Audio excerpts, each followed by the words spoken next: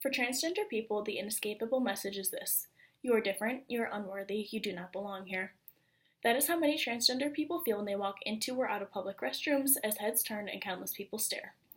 Being from Michigan, a fairly liberal state, I've heard these stories and the struggles of this mentality. Whether bisexual, gay, or transgender, I've heard of so many people who are not comfortable in their own skin. Now imagine that person is you.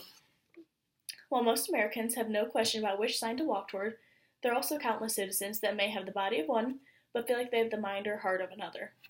While I don't expect everyone to be able to relate to this topic, I think we can all agree on one thing: that it'd be a horrible feeling.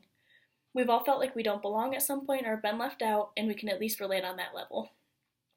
Throughout the duration of this speech, I'll discuss 3 key components to why this is such a touchy subject and a controversial issue. These include political views, exposure to young children, and comfortability in the situation.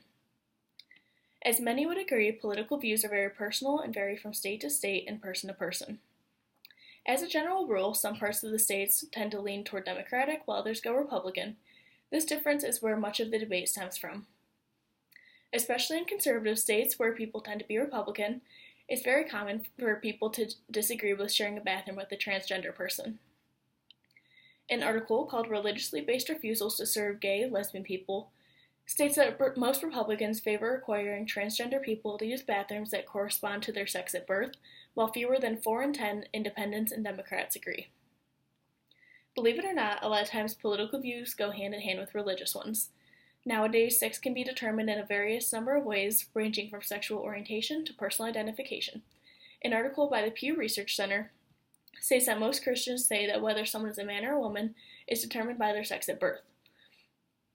64% of religiously unaffiliated Americans and 56% of Catholics oppose laws that would require transgender people to use bathrooms that align with their sex at birth. On the other hand, nearly half of Protestants prefer that they be required to use their sex at birth as a standard for which restroom to use. This is just a really good example of showing the differences between political views and religious views and how they often go hand in hand just based on how you're raised and which side you lean toward. Moving on from that, though, I'd like to talk about the involvement of children. As many people know, opinions tend to differ pretty greatly when there's a chance that children will be impacted by a decision. Changing room and locker rooms, especially for those around their teenage years, tend to be very sensitive spots, followed by a lot of insecurities. Issues surrounding both sides of the situation are definitely extensive and complicated. Even in liberal communities, transgender bathrooms worry parents. An article written by Time magazine can't ignore these issues. Ensuring the rights of transgender people to claim their identity without having to prove it, while taking into consideration the sensitivities of young people, can be extremely problematic. Before Obama passed the law stating that transgenders could use whichever restroom they felt like they oriented with, nearly half the states disagreed with the proposal, trying to sue the Obama administration's policy on trans students.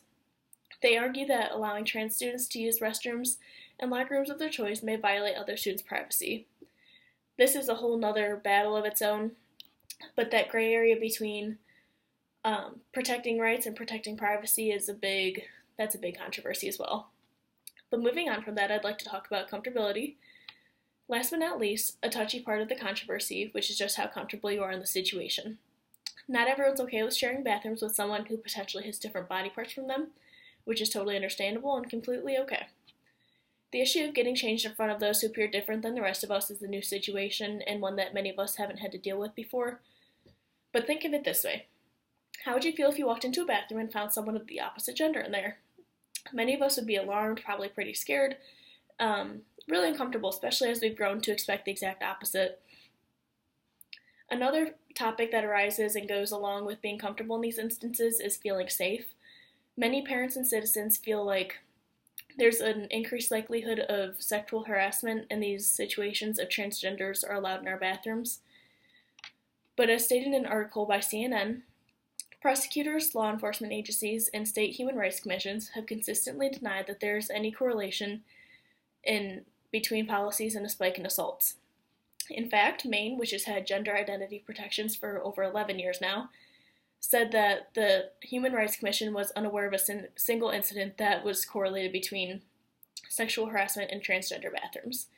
So with that being said, while the fear of these issues has definitely risen over the years, there's no evidence to back up those feelings. In conclusion, while there are many different reasons for the ongoing debate surrounding the transgender bathrooms, many of these are opinion-based and vary from person to person, which is why it is such a split topic. Throughout this discussion, we've taken a deeper look into the key components that contribute to this topic. These included political standings, introduction of transgenders around young adults and children, and the emotional feelings when presented in a situation. So when you're placed in one of these situations, or even just talking about it, remember all the different things that shape everyone's opinions. After all, they're just opinions and everyone's entitled to their own. That being said, put yourself into their shoes for a minute. How would you feel if you weren't accepted into either bathroom? Or worse, accepted by anyone? Thank you.